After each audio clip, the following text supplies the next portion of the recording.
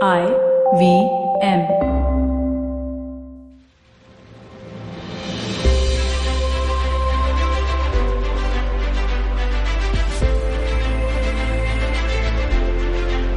Welcome to the show. This round is on me.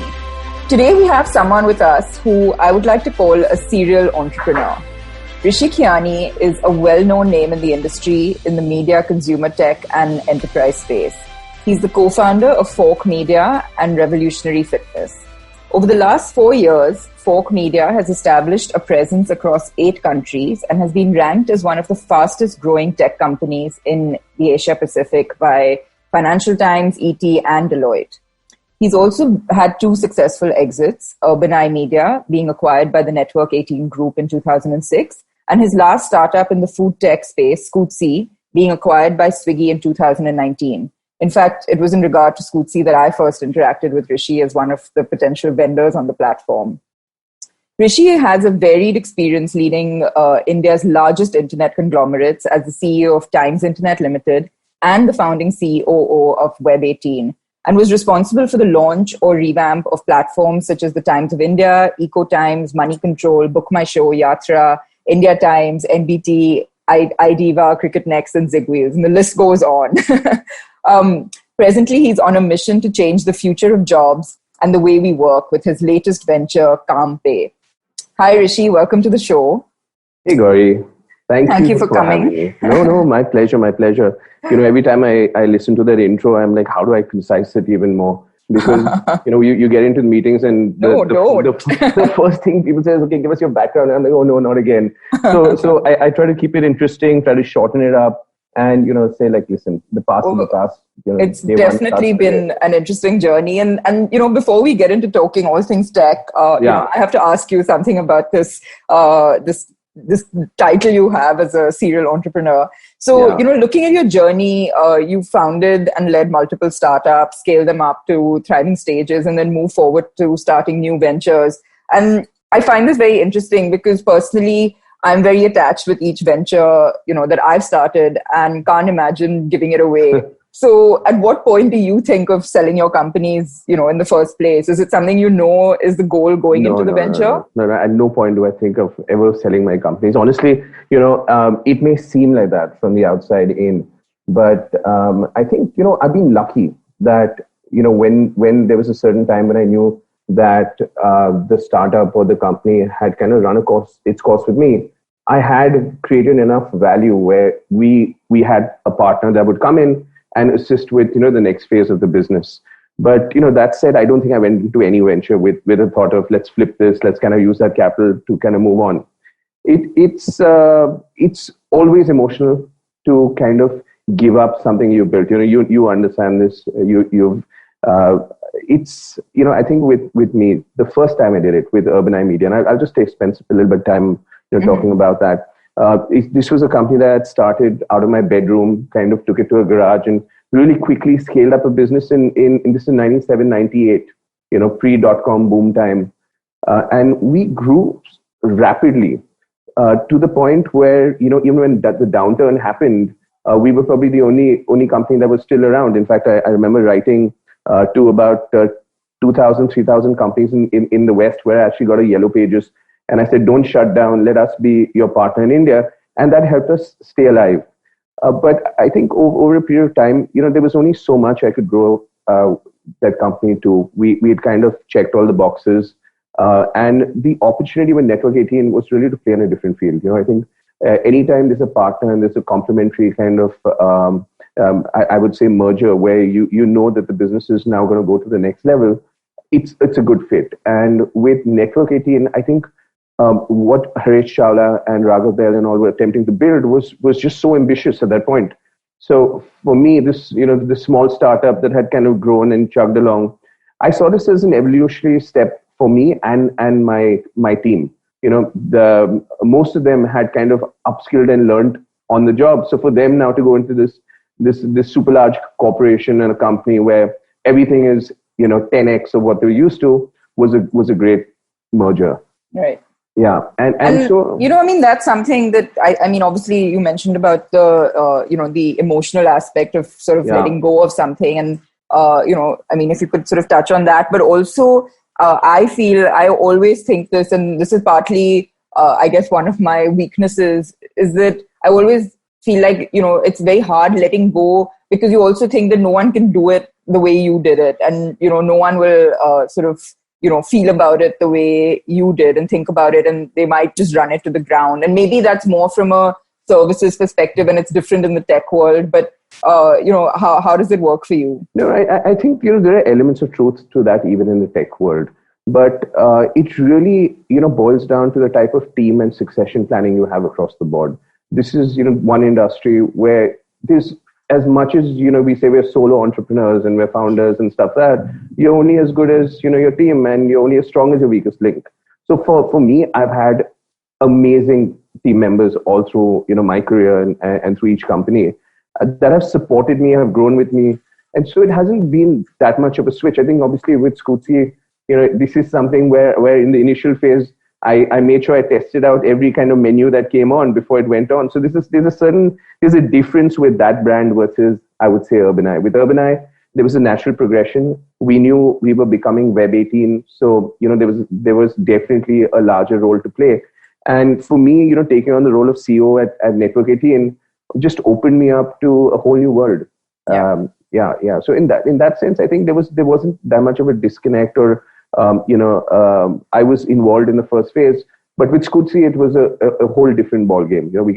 I'll talk to you about that. But the team plays, I think, the most important part in even the decision that you take. I think, a lot of times as an entrepreneur at the top, it's a lonely journey, and things happen.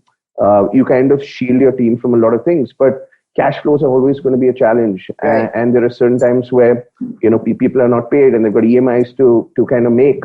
And even though you feel that, you have the ability to kind of push things and take it a little further, sometimes you're going to say, no, I'm going to take this, and for the betterment of the entire company and the team, it just makes sense to sell, and, salaries are then met, and life moves on. Right.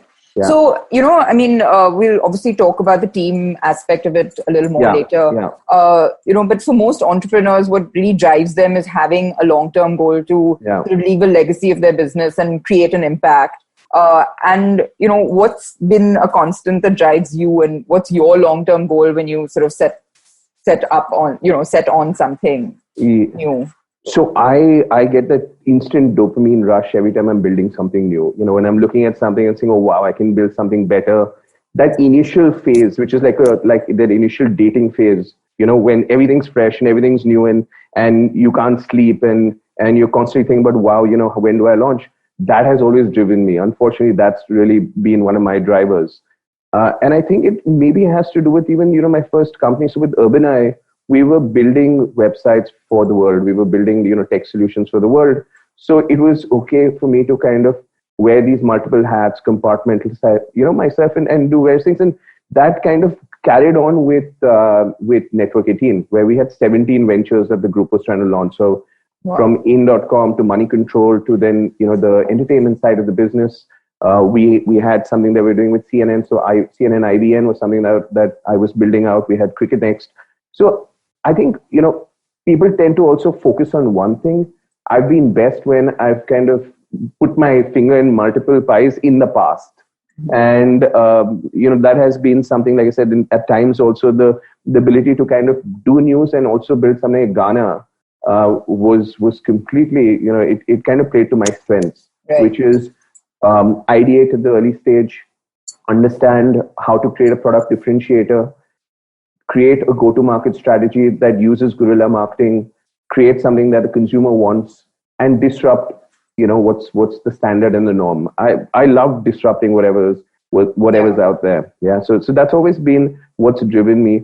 I think as a 45-year-old, I'm different from what I was when I was in my 20s and what I did in my 30s. And today I understand the value of focus, and I understand the value of having a long-term legacy and an impactful business.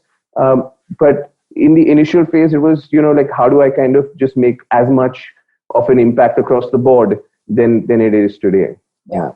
Yeah, so goals change over time. I mean, I totally understand that. Every day the goal changes. Yeah.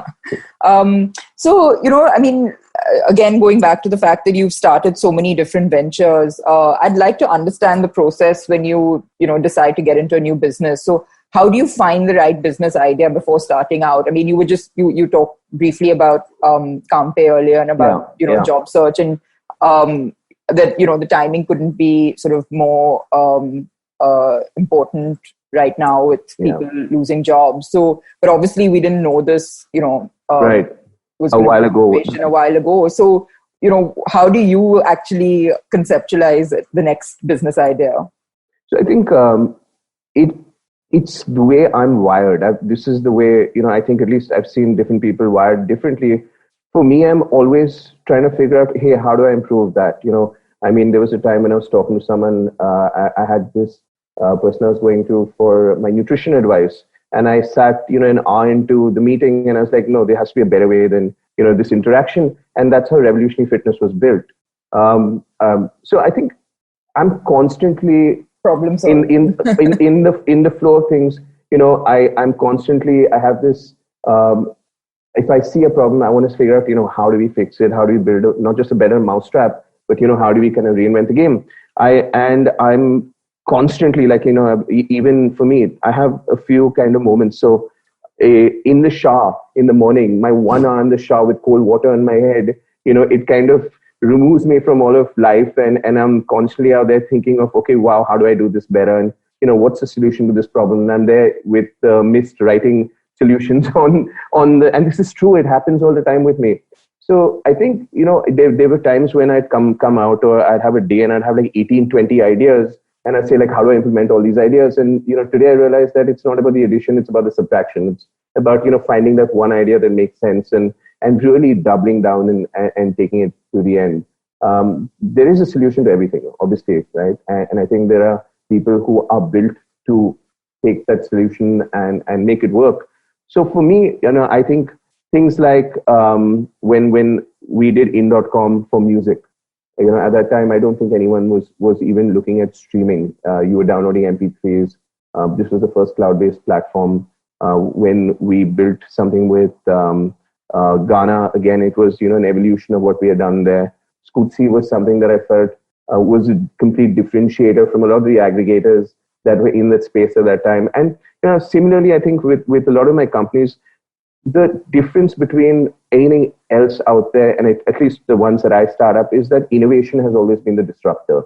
It's never been capital. I think the businesses that kind of look at saying that, we're going to throw money at the problem and we're going to figure out how to deep discount and acquire a customer through that means has, maybe a long shelf life if you continue to throw money at the problem. But at the end of the day, the customer is going to go to then wherever the next discount deal is happening, and you're creating a very different user behavior. And that's never been me. It's always been, how do I kind of make something that's ingrained? How do I kind of get them to have that top of mind? Okay, I want to listen to music in the morning. I listen to Ghana. I want to order food. There will be Scootsy.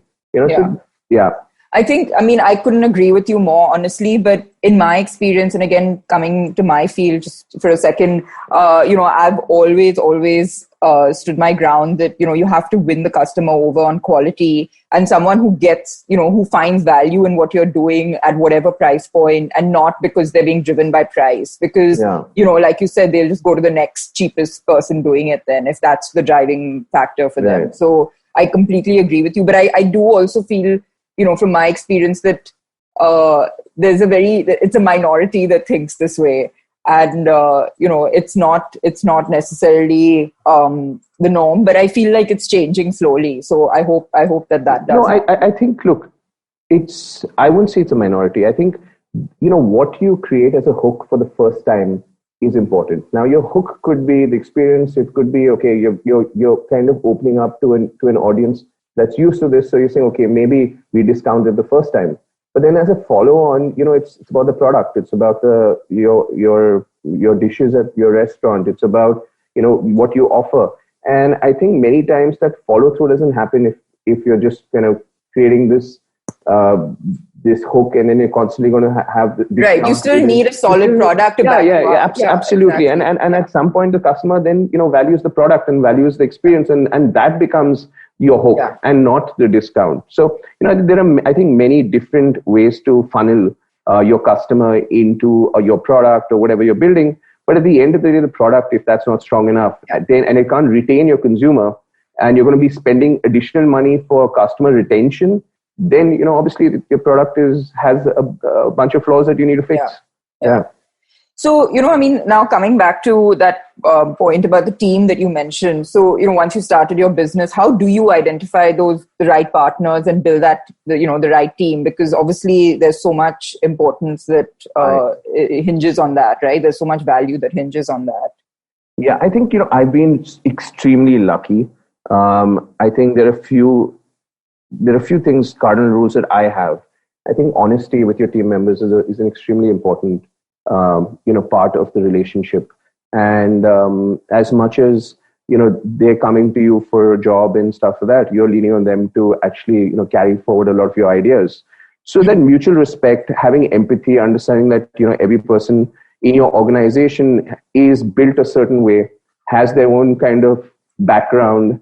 And there are a few things that need to be that need to be fixed or need to be spoken about or need to be addressed so that they can do their best, right? And that has, for me, worked because I've always found good team members and they've become great team members. And they've become great team members by me not micromanaging them. I show them if there are times when I feel, okay, the team needs to know that, even I can kind of get into it. I've gone into it, making playlists, making whatever else needed to be done, writing code, learning how to write code and doing it. But at the end of the day, I think your team needs to have the ability to kind of be recognized. They need to be heard. There needs to be a growth in a lot of what they do. And that's worked for me. It's been very gut driven and relationship driven. When I was joining Times at 34, this was at that time, I was considered like probably one of the youngest guys joining a large media conglomerate. And I heard that I'd be having people who were reporting to me who were in their 50s. And the last CEO, he was in his 50s. And so I was like completely, so me and Shay went to Crossroads and she said, "What are you doing?" And I said, "I'm going to go buy some books on people management." And I went and filled my cart with 20 books. And she said, "You're an idiot. What are you doing? Stop it. You've done what you've done in the past. Yeah. Maybe it's in a smaller scale, but just be true to who you are." And, for me at Times, the problem there was that you had, it was a bit of a mixed bag because you had people who were lifers, who were Times lifers. And then you had this young guy come in with new members of the team, airdropping people. And so I think, just understanding again what worked for me in the past and trying to create HR systems out there actually worked. At the Times Group, the left hand didn't know what the right hand was doing in the initial days. So we created something which was this innovation circle where I'd randomly pick one person out, like with a chit, literally randomly, from HR admin right down to someone who's working in a blue collar job, and we'd meet almost like in a round table conference every month, and everyone had a 2-minute time to kind of pitch a new idea, and if that idea worked, we'd let you run with it, and you were allowed to kind of think about different verticals, and if you thought that there was something about the company that you wanted to fix, we'd allow you to do that too. So what happened was that circle became very aspirational. And it became the buzz amongst the entire, the team. So everyone was talking about it. How do I get into the circle of influence? How do I kind of get into this? I remember Fridays used to be a complete washout when it came to productivity at the Times Group. So I created something called the Times Internet University, where I said, okay, Fridays are no longer, mandatory. Let's make it completely optional. And we'll get in everything from kickboxing to guitars and public speaking, and there's all this fun stuff. So every kind of place became like a little classroom for you to upskill yourself, or maybe do something that was slightly different in the thing. And it became probably the most attended day of the week. And so I think there are things like that where you got to make sure that the people that are along with you for the ride, actually are not only taken care of, but are heard. They're given responsibility. You actually are responsible for their growth path. So ensuring that, someone at the end of the day, after their entire engagement with you, has come out better from it because you're coming out better from it, right? Right. And I've had people that have stuck with me from my Urbanite days, so from 1998 till right now. But because they've gone on to take on leadership roles in different companies, they've not stayed on. So like Prashant Jain, who started with me way in the beginning, is now the head of design at Grab. We got someone else who's the head of usability and design at another large company. They've all gone on and, had really respectable kind of careers. And they keep coming back to me and say, we loved our time with you in a little garage at the corner of Prabhadevi, where we kind of learned our skills. So I think that's really what has worked for me so far. No, that's great. So coming now to sort of tech, the world of tech,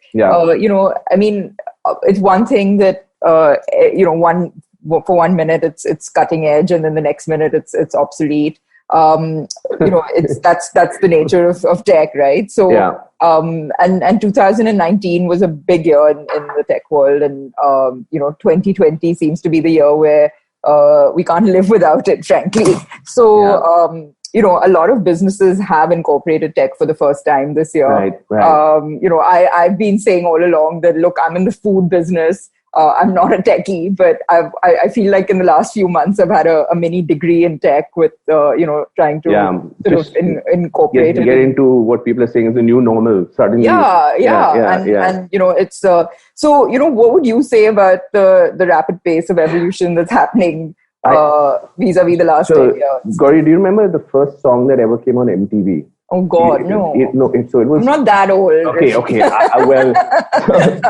Wait. So it was "Video Killed the Radio Star." Oh, right? Of course. Yeah, and so it was how this new age of television and music television was going to kill radio, and I think we've seen multiple cycles of disruption. Honestly, whether it was television, whether it was the internet, whether it's the formats. The problem is you have an ecosystem that suddenly gets wed to a lot of these things. You take the CD player, you had, multiple, you had the car CD player, and you had, so there was a whole ecosystem that's built around. So there's always going to be a lack of inertia to change by the industry. Yeah. And those disruptive moments are not moments most of the times that we see coming. It could be an innovation that suddenly comes. And sometimes it could be gradual. Sometimes it's a black swan event where you have no choice but to say, okay, adapt or die, right? And I think we're at that stage where you're seeing not only businesses pivot, but you're seeing people pivot. You're seeing that, how do I kind of make myself now more relevant in a rapidly changing environment? And maybe, you already saw this coming. The writing was on the wall. You were slow to innovate. But things like this, I mean, even though I would say this has been one of the greatest disruptors of my life, like when we talk about it, we're like, this is almost like a World War III in many ways, without a single missile being fired, with an enemy you can't see. The truth is, the writing was on the wall for a while. Every business needed to adapt, needed to have technology. Your differentiator today, those guys in the garage, they're not thinking, okay, how do I disrupt another technology company? They're thinking, how do I disrupt a regular business?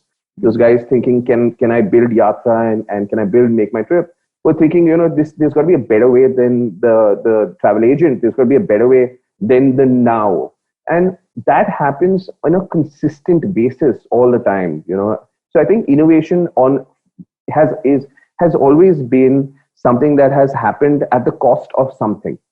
So, but what I'm hearing almost is that it is at the cost of something, and it's also stemming from, how can I make this better, and how can I make this more efficient, and how can I make this sort of... Absolutely. And so let me also say this is not here to stay. Things are going to go back. You're going to have learnings from this that you're saying, I can't go back to the way things were. And then there are going to be things that say, thank God we're back to the way things are. And that's going to happen. So, you can't take away from that personal experience of going into a restaurant, and those things will not necessarily change. I don't see that changing. But, a business owner who has the talent and has the ability to say, okay, I can create a menu and I can now reach an audience without having to invest in the retail infrastructure, without having to create this whole marketing plan, because I have aggregators, because I have big data, because I have the ability to use third-party logistics, is happening now. So you're seeing there's suddenly a sea change. A lot of people who had the ability to actually, be not just great chefs, but, come up with their own, I would say, menu. I'm talking specifically in the hospitality industry because it's relevant. I'm seeing suddenly the whole bunch of home cooks that now are creating these menus, and some of the food is fantastic. Yeah. So I think I think I'll give you an example of our business. So we obviously are the traditional restaurant format, and then we have a delivery business, and as you know, we have a kitchen space where we used to have workshops, we used to do catering, and we've literally, obviously the restaurants are closed, but that's moved into the delivery space. But what's really interesting is with our workshops, our cooking workshops and our catering, we've kind of continued that on an using tech again. So with our workshops now, it's all online, which of course we're not the first people to do. But it's just interesting that business hasn't sort of stopped for us. It's just moved to a different platform. And it's also given us like this huge reach to chefs all over the world and participants all over the world as well, right? So it's been interesting. And it's not something that, I see the need to stop. It's something that would continue, maybe in addition to what we do on the ground. But I think it's a great platform for us to, invest in and continue for the long haul. And same with the catering. So we kind of tweaked our offering a little bit where, people are having Zoom parties right now. Yeah. And so we instead of sending our chefs to like one person's home, for example, we'll send the food to like 10 different people in their homes. And then they all kind what a virtually logistics have a nightmare party. that is. I know, it is. But so, it's interesting. But, I want to ask you, like, how can companies build an IT architecture, that can adapt to a fast moving environment, especially where it's not your core business? How do you sort of think about... So, years ago, I remember every company saying, if I needed to innovate, I needed to build. And you would actually get these really expensive consultants who would come in and charge you an arm and a leg to kind of say, okay, this is the future for your businesses. They do some future gazing and give you a big fat bill and go and outsource, a lot of the development.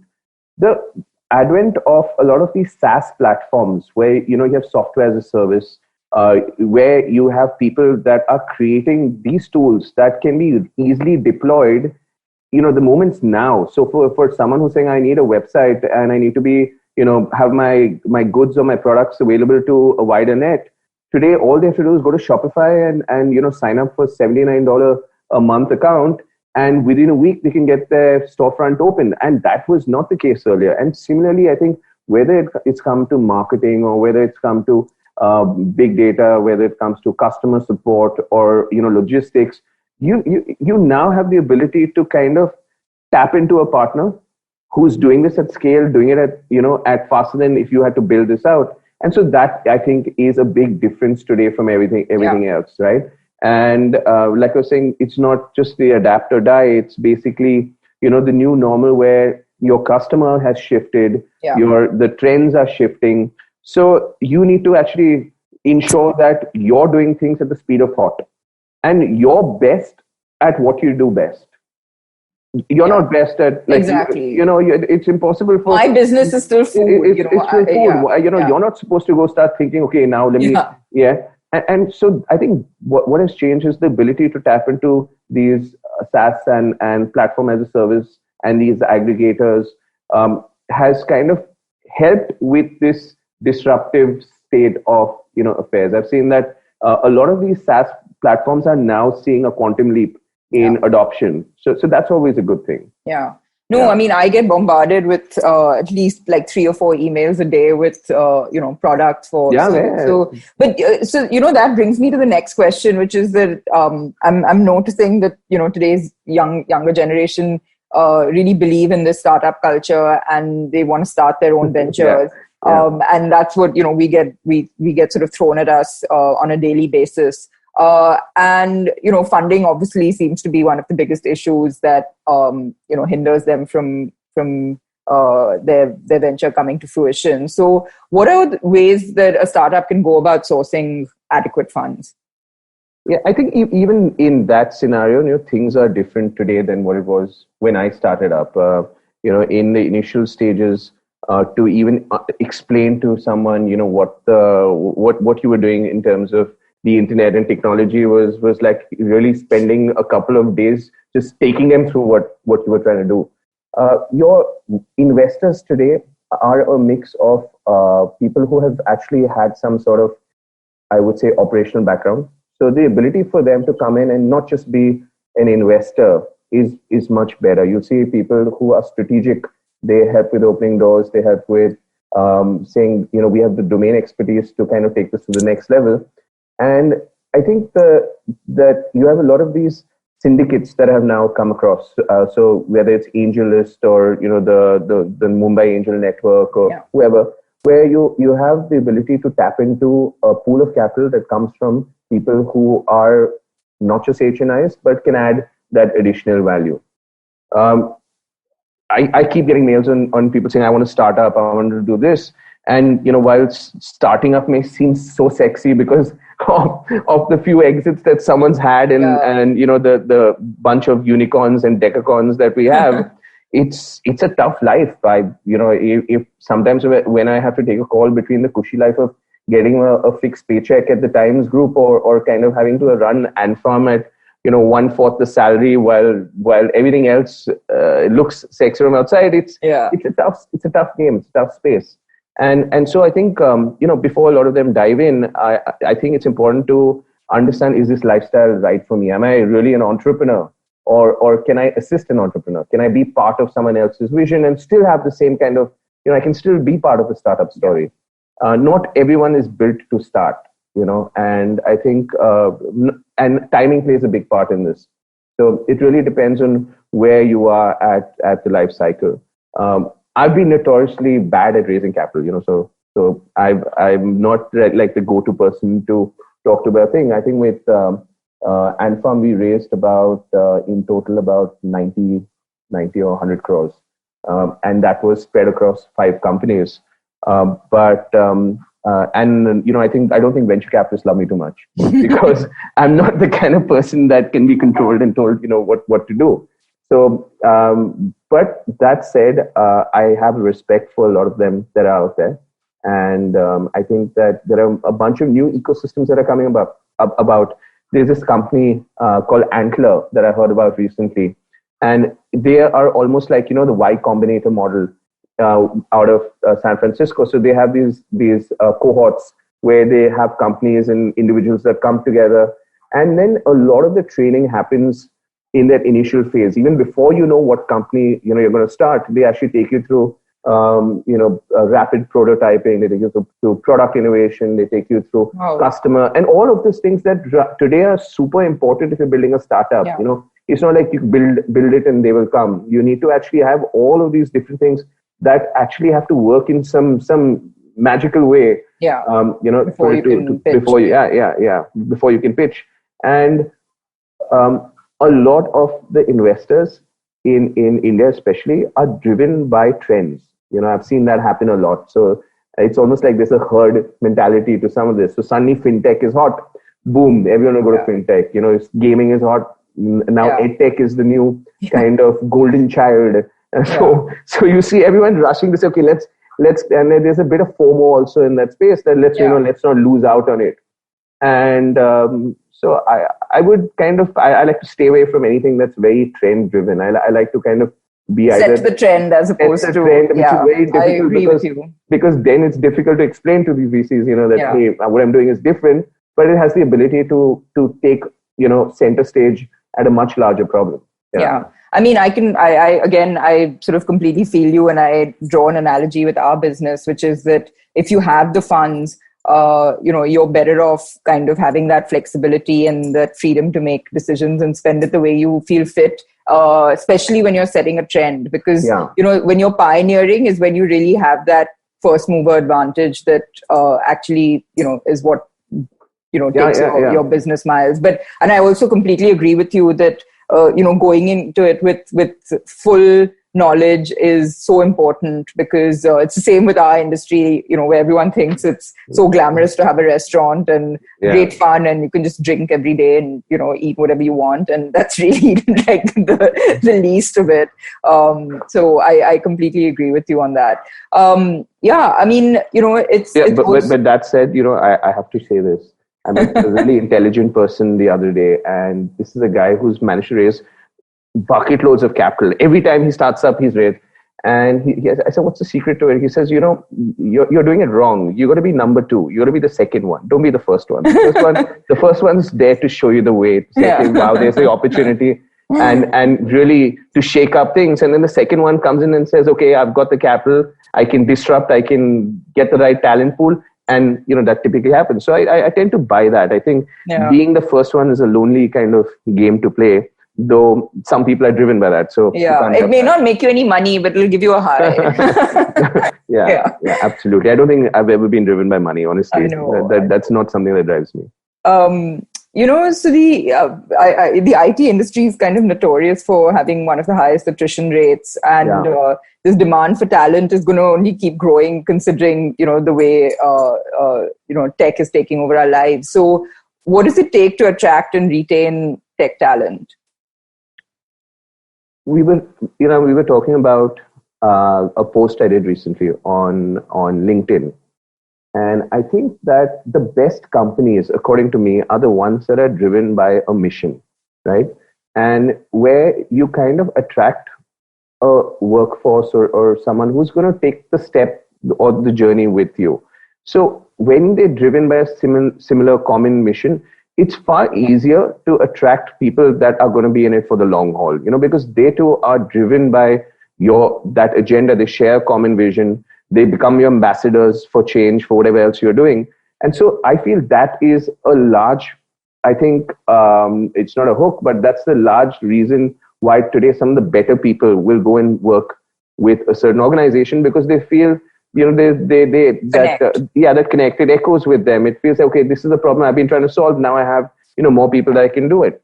And I hate to quote Maslow, but at the lower end of the spectrum, money is what drives a lot of people in the industry. And so, for a few dollars more, for a few, 2,000-3,000 more, you'll see that people shift jobs. Yeah. But as, they mature and as they realize, what's important, it's about really charting your own path. Yeah. And having the ability to have good managers that can identify this and, help you in your own growth and your own needs. Right. And I think that comes from also having slightly more mature business leaders in some sense, having a good mix of people. You have a bunch of companies that are fantastic. They're run by a bunch of IIT kids. But, I'll tell you this. I've heard stories that when you actually go into the offices and stuff, it's like, they need adult supervision at some point. So and that's great. Go make your mistakes. That's okay. Have your Wolf of Wall Street moment. But at the end of the day, I think having a team that has a mentor or has someone that couples with you where to kind of assist with your career growth is super important in an organization. Yeah. So at least for a lot of my companies, we've always done that. We've coupled a person who's come in with someone who's established. That works in our favor. It helps keep the slightly, grayer gentleman on his toes and keeps them also, constantly in that state of flux and learning. And at the same time, I think it helps create a good enough succession plan. So that's always good. That makes sense completely. But the tech is sort of the industry is at its most innovative stage yet, and the trajectory of growth is going. It's going to keep getting steeper and steeper. So, what are the skills that a non-tech person should learn to stay ahead, or at least with the curve? Especially, there's been so much talk about upskilling, obviously, these days. So, what is it that you would tell someone to focus on? So I'm a non-tech person. Let me just say that. Yeah, so I'm a non-tech person. I remember when I started my, Urban, I was a brat, first of all, right? so my mom everyone had given up on me, and they're like, this dude's gonna do nothing in life, So she had all her cousins say, please leave him alone. So my mom was traveling, and she said, you disappoint me all your life. What's the one thing you want? And I'll give it to you. And I said, just buy me a computer, please. So my entire family left. They went on a holiday, and I was for a month and a half on my own. And I said, no, I'm going to do something different. And I didn't come from a tech background, but I just taught myself stuff. I kind of went to GeoCities at that time, and I went wherever, and I understood product development, and I never taught myself to code, but I understood, a facet of what finally became what was core to me. So for me, being a product innovator is my differentiator, right? And I think every person has an innate ability to solve some sort of problem, be part of the solution. Some people are great at customer service. Some people are great at understanding, understanding, I would say, one side of it. So I think there is the ability for you to step out of your comfort zone always and figure out what are the skills I can learn and I can attain online that will make it relevant. You don't really need to be a techie all the time to kind of fix a problem. You know that, according to me, the best innovators aren't, even though people will say that, they're coders, the best innovators are really good product people. So, yeah. Fair enough. So let's talk about some trends and do some crystal ball balling here. Yeah, exactly. So I'm gonna ask you for your take on a few of the what technology, the jargon, whatever else is exactly in trend right now. Yes, the trend, the buzzword. The trends.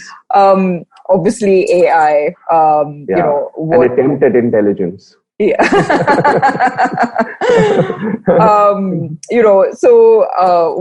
What do you sort of see as the culture change that companies kind of need to embrace for, to really take on AI in its I think I used to say this, that everyone was talking about data some time ago, and I just keep telling them big data, big deal, so AI is great at crunching large amount of data and coming up with, actionables that are based on these insights. So I think AI for personalization, for understanding that no two people are the same, has now become very relevant in retail. You're seeing that happen. You're seeing AI technology in customer support and service. In fact, talking about timing, I had launched a little bot in 2001 where a lot of my customers, and we didn't have anyone in customer support, so I had to build this. And we used something called natural language programming, which was you basically had a bunch of synonyms and you put a question and you answered it with 3 different kind of answers. So it was just a matter of, a little table which would then throw out the right answer with some attributes. And I called her artificial lexicon, Alexa. This is a true story. Yeah, so things haven't changed by that much when it comes to customer support. It's still a bunch of variables where, you throw a question and then there's a response that comes to you.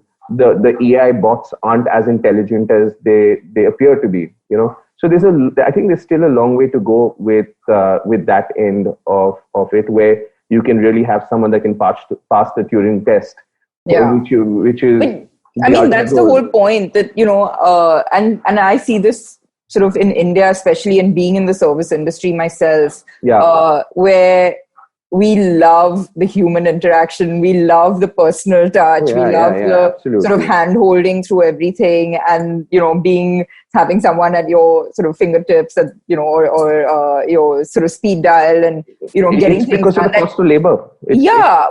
Whatever it is, but we're kind of built that way where we want that, we hate dealing with a call center that doesn't have a clue of where the street you live in, and you're like, this is everybody knows Kolaba, how do you not know, because you're not actually here, and that frustration that it kind of generates, right? So do you really think that India is kind of anywhere close to embracing this? Yeah, I think that you're going to see a bunch of hybrid options. I think AI to if you're going from 100 to 1, then getting to 90 or the other way around should happen through AI. And then the last mile, I really think, is where the human intelligence still plays a very important part.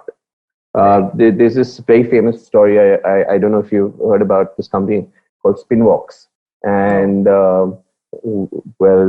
so they kind of claim they have this cutting edge technology on text to speech, and sold to Nuance for a couple of, I think, $100 million. And they had this breakthrough where at that time, this is like years ago, you'd actually speak into your recorder, and in real time, you'd actually have all your emails transcribed and all of this stuff. And, obviously caught the attention of everyone. And finally, when they found out, there was a bunch of people in Bangalore in an office. No kidding. So a big bunch of people. So, I think historically, people have said, let's throw people at the problem. That's fine. Right? And I think the AI bit, has changed a lot of that. And in a lot of ways, it really depends on the training data, on the continuing evolution of how it kind of works.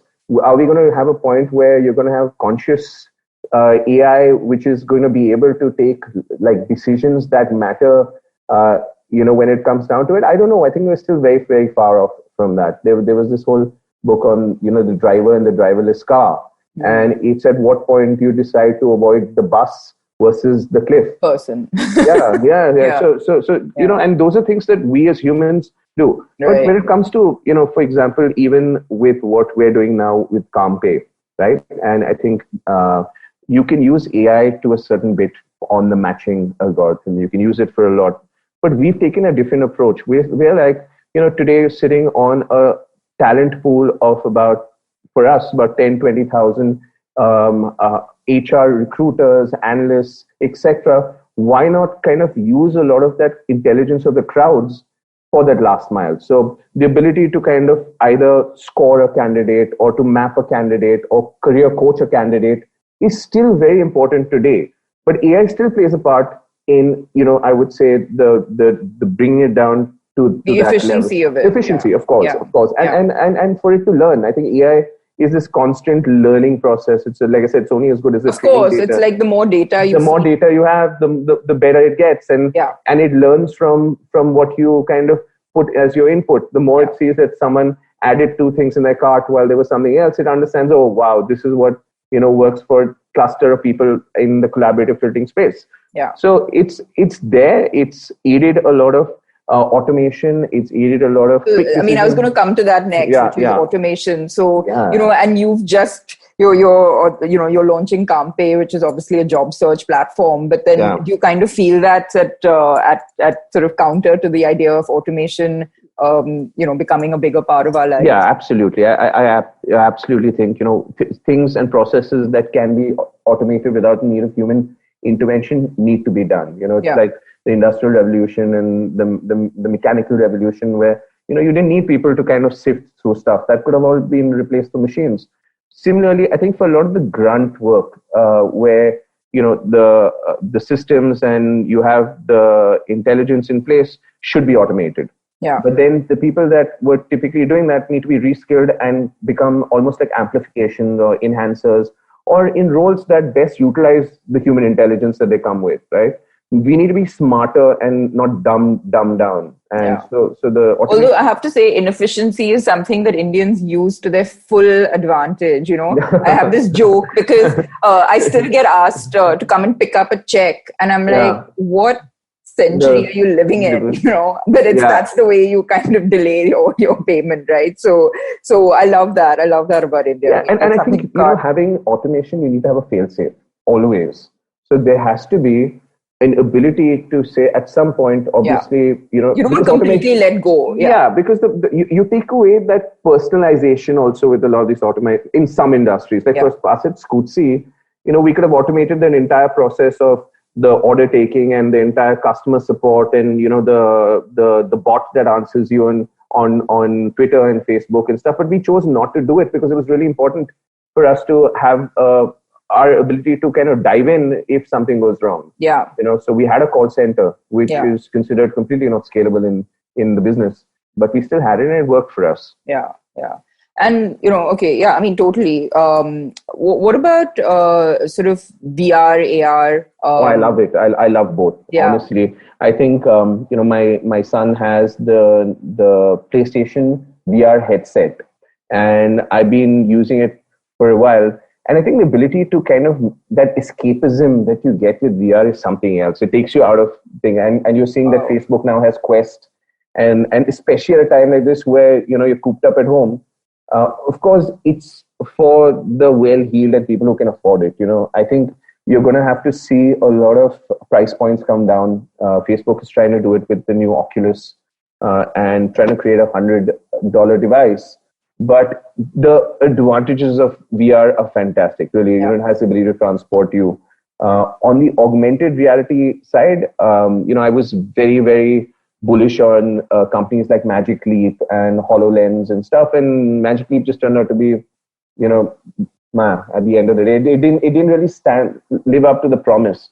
However, it's definitely going to happen. I think augmented reality and the ability to kind of not have a need to have a tactile interface where you're constantly inputting stuff and everything's happening, through vision and through the learning and the audio and stuff, and then retaining this and giving you information back on a device is fantastic. So it's almost like what Iron Man does all the time. So I love it.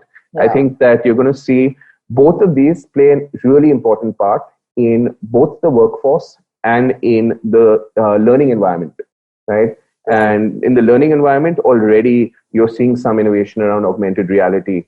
Google has been doing a bunch of things with the phone. So you don't really need a Google Glass, or you don't really need an additional device. You just need your mobile camera, and that aids with information and everything else. So I think in the augmented reality, you're going to see a lot of innovation. Mixed reality is already a reality. So, yeah. Interesting. Yeah. It's very exciting for sure. Blockchain. So, people think of blockchain tech in relation to cryptocurrencies and, like Bitcoin, etc. But obviously, blockchain offers security that's useful in many other ways. So, would it help in cybersecurity? Like, what's your... Oh, of course, it does help in cybersecurity. It also helps in escaping the long hand of the law. Right. So obviously, I mean, these are distributed ledgers that are, as you would say, incorruptible. And I think you are already seeing a bunch of really innovative companies utilizing this in recruitment. You're already seeing the ability to have blockchain fast track the onboarding process or the referral process, or looking at even where a person's been and what is their performance at that company. This is all stuff that today can be stored in a blockchain environment, and basically with the right unlocking tools, you get that information instantly. So the technology itself has been around for a while. I don't know if you ever downloaded Napster, which was the first peer-to-peer kind of thing, but the ability to have that. And then you had SETI at home, which was the search for extraterrestrial information or whatever. And we had this little piece of code that we put on our computer, and it was taking gigantic sets of data and trying to figure out where you had extraterrestrial life. And it was all through this distributed computing you were doing. So this was actually the early parts of taking bits of information, having it distributed along a chain, and then having a centralized ledger to then merge it together. It's super interesting because it decentralizes everything. Right. Yeah. Internet of Things. So just can you give a line on what that is for the benefit of everyone? It's my coffee maker knowing that I need my coffee right now. Exactly. How can businesses gain from this? So you are already seeing it work in logistics, right? Where having the ability to track your package becomes super important. You're seeing it in terms of retail, where Amazon has these cute little dash buttons that you press, and then you don't have to go open an app. It gets you your toilet paper and your laundry detergent and all that based on a pre-created list of things to do. So the Internet of Things is great. I think it's whatever needs to be smart should be smart. And I am not for making everything smart, obviously. I think sometimes we go a little bit of, have a little bit of overkill where it comes to needing to track and have everything talk back to each other. But I think when it comes to security, when it comes to logistics, when it comes to your food, and it comes to your health, efficiency, reach, your health parameters. Yeah, that's really where it becomes really, really interesting. Being able to have a Wi-Fi device that takes your BMI calculation, and having something on your watch that takes your pulse rate and your heart rate, and then having an app that is able to take all of that data and kind of say, hey, you're on the verge of a heart attack, or you kind of need to run a marathon, whatever. That's all great. So I think tying the pieces together is super important in IoT. And at the end of the day, tying the pieces together typically happens through some sort of overarching app that you tend to have on your desktop, on your mobile. Yeah.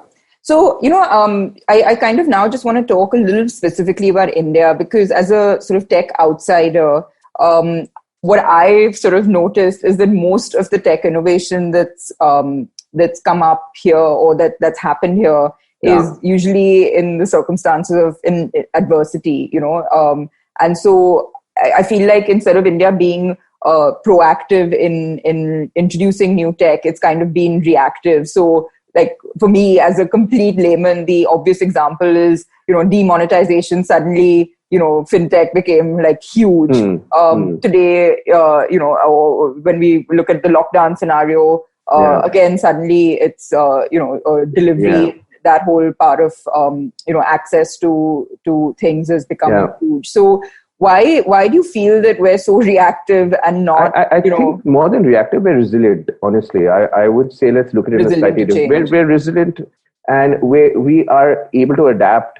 I hate the word jugaad because it's such an overused term, for our innovations that we do. But there is a constraint on whether it's finances or resources or whatever, and so we've kind of learned to make the most out of what we have in any situation that we have.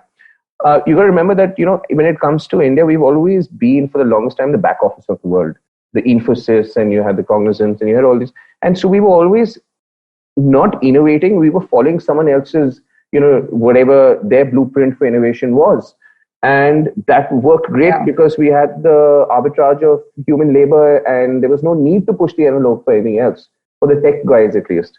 In the last couple of years, you're seeing a growth of companies that are homegrown companies out of Bangalore. I would give you CleverTap as an example. I'd give you Nolarity as an example. And a lot of them have their eyes straight. Zoho is another great example, right? It's started by an Indian, but it's competing with Google now when it comes to the Office suite. So you are seeing that a lot of innovation that has started happening in the SaaS space. And where I think that our teams have excelled. We've seen some of our homegrown brands go international, like Oyo and a lot of Ola tried to do it in a couple of things.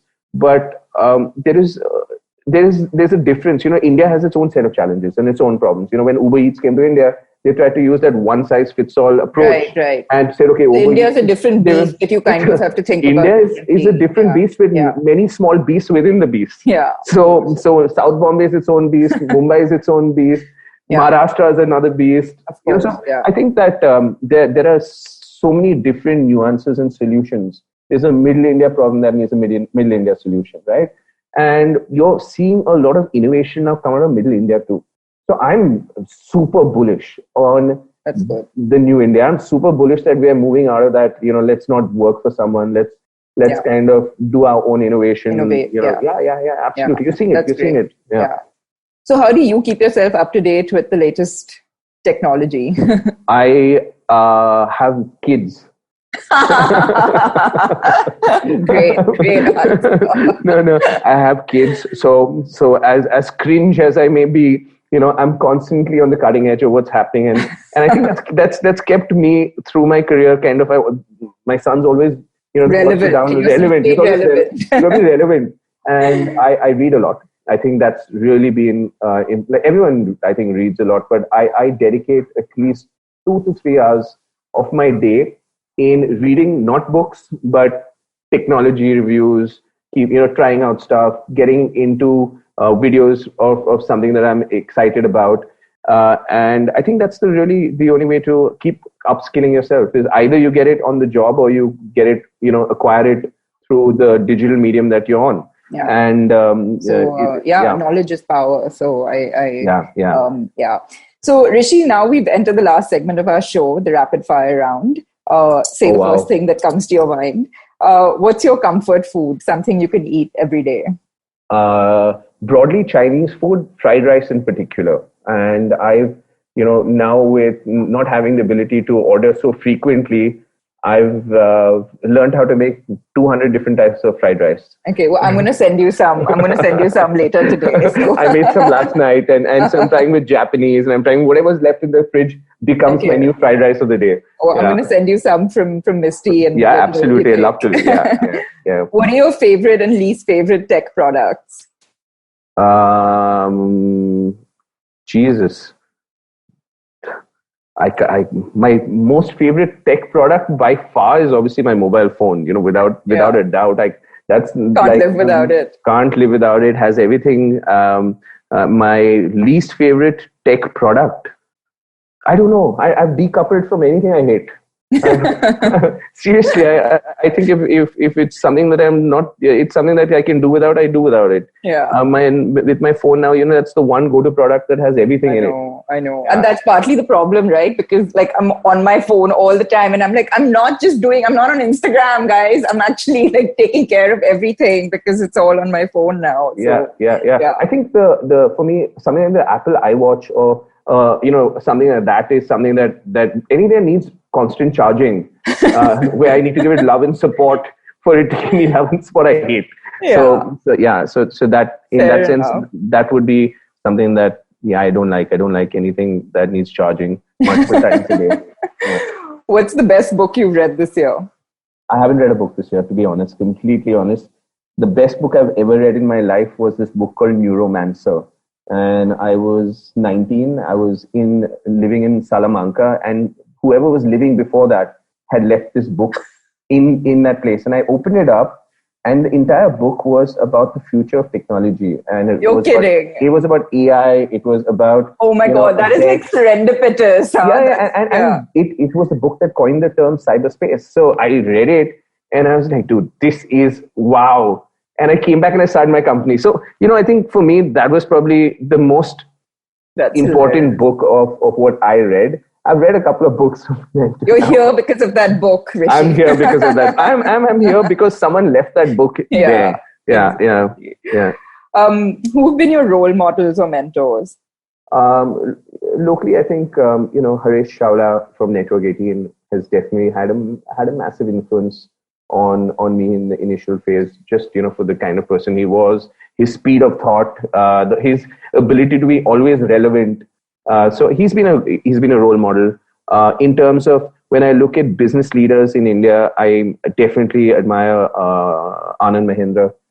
I think he's someone who's unimpeachable, and he's someone who has a backbone and says it as it is, and then kind of follows through with what he does. These are the two that off the bat that I think one has had a direct impact on me. The other, is someone that I admire and wish I could have have him mentor me. So these are the two for me. Yeah. Interesting. Your message to startup entrepreneurs? Stay focused, stay resilient, get the right set of co-founders, super important. Get on a mission. Don't fear failure. Pick the right first investor, because that's going to set the trend for every other follow-on check that you have. And have the ability to learn through any experience. Everything's a learning experience. Every day is a learning experience. There is no such thing as a failure. As you, me, and every other entrepreneur knows. Absolutely. It's not about falling. It's about, hey, let's wipe that off. And let's kind of stand up and continue to fight another day. I keep hearing people also say that, it's not a marathon, it's not a sprint, it's a marathon. That's completely cliche. If you're an entrepreneur, it's a sprint all the time. It's a sprint and a marathon, at the same time. So, yeah. Yeah, no, that's That's a great thought to end on. So listen, thank you so much. That's been really inspiring, really insightful, and super interesting. So thank you so much for being here today and sharing all your experiences and your thoughts on what we have to look forward to in the world of tech. No, thank you. I loved it. This is I'm a podcast virgin. No more. Oh yeah. So finally, I've kind of been on a podcast, and as much as I love the webinars and I love everything about that, I hate to be on any of them. So I just feel that there's a nice kind of casual conversation that you have in this podcast. So I loved it. I liked the experience. And Gauri, thanks for your time. Thanks to the team. Hope to have you on many more, and and good luck with the new venture. Thank you. Thank you so much. Thank you. I hope you enjoyed tuning in today. Don't forget to tune in next Wednesday on This Round is on Me.